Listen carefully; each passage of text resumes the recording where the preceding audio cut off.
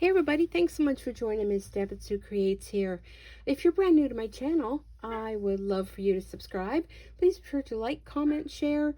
The more the merrier. We want to share this with as much people as we can because that helps promote my channel, the algorithms, and all that kind of stuff. So what I want to do today is, this is something that's a little bit out of my norm, but you know, when you have family and they know, sorry, that's my dog. When they know you, hold on a second, let me just close the door. Aurora. When they know that you can embroider, oh boy. So, just dropped off the towels, one of the other videos I did for my daughter yesterday, and in return, she gave me more stuff to embroider. So apparently, this, Dodo Airlines is something with Animal Crossing. And I have no idea. But she said she wants to have this put on 2 sweatshirts.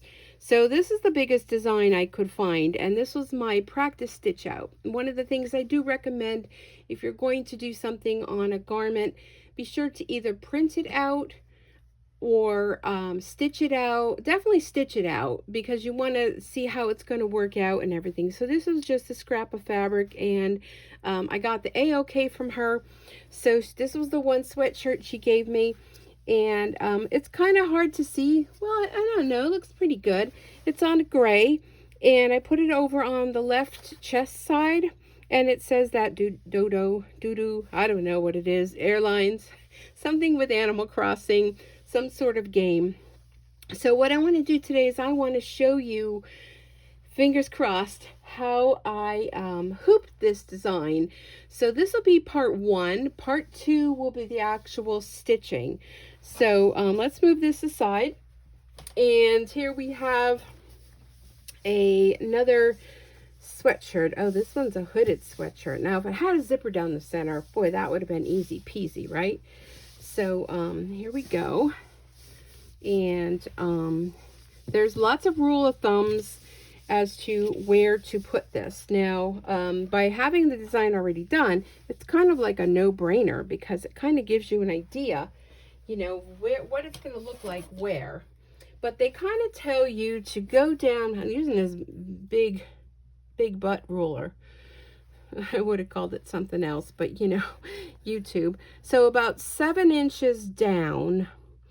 And then they tell you about, this is about center, about 4, but you don't want it to go like into the armpit area. And I'm kind of just going to do a visual on this one. And let's see. I don't know what the heck I'm stepping on here. I'm stepping on something. Sorry. So let's see here. So here's the hood. And that looks about right. And what I want to do is I'm going to take some pins. I have my fun unicorn pins here.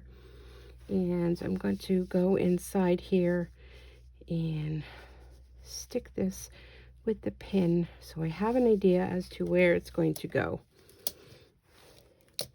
And this is my biggest thing, is something like this and being crooked. Because even when I do my stamping, it's always crooked. Okay, so let's see. Okay, well that looks good. So you're going to put it, let me hold it up against myself. You're going to put it on. Okay, yeah, it's a little bit more toward the center, but I'm just afraid, you know, it may go into the armpit area and then get totally lost. So the hood's going to come down like that. I don't know. I'm thinking maybe down a little further.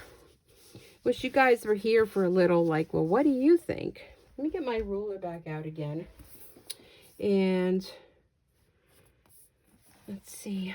Oh, this one seems like it's a little bit, the hooded sweatshirts are a little bit different than the regular sweatshirts. Yeah, I have a tough time making decisions. I should just go ahead and say, okay, that's good. So that's what I'm going to do. I'm going to say, okay, that's good. All right. So what I want to do is I want to turn this inside out. Taking it off camera here to turn it inside out. And I'm not worrying about the arms or anything. I'm just basically worrying about the area where I'm going to be stitching. All right. Okay, so here's my pins. So what I want to do is I'm going to be using a cutaway stabilizer. I have 2 layers of it, and this design fits in the 5x7 hoop. I tried the 4x4, but it wouldn't take it. So I'm going to use this 505 temporary spray, and I'm just going to spray it over the area. And I'm going to lay down my stabilizer. I'm just going to do another hit because I'm going to double up on stabilizer. I'm also going to use a stabilizer on the top as well. Okay, so that's just a temporary adhesive to hold that. And why am I doing that? I'm doing that because I have to hoop it. So it's very difficult if that's, you know, the right side out and you're trying to hoop something, it's going to want to like get away from you. So, okay, we have that. Let's go back to the front. So here I have my hoop, and my hoop is going to go in my machine like this. Okay, so this piece is going to go underneath and this piece on top. And I'm going to put this in the hoop this time. A lot of times you see me do things and I float designs and things like that. But this, I want to make sure I put this in the hoop, making sure I got that stabilizer in there. And just kind of have to feel around for this.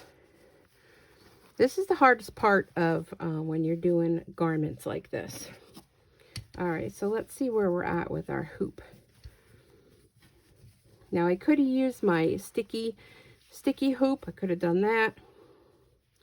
But I'm just doing the traditional way. You may not have the sticky hoop.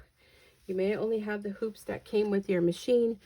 So I want to make sure that I'm doing something that you guys are doing this at home. You'll be able to do the same.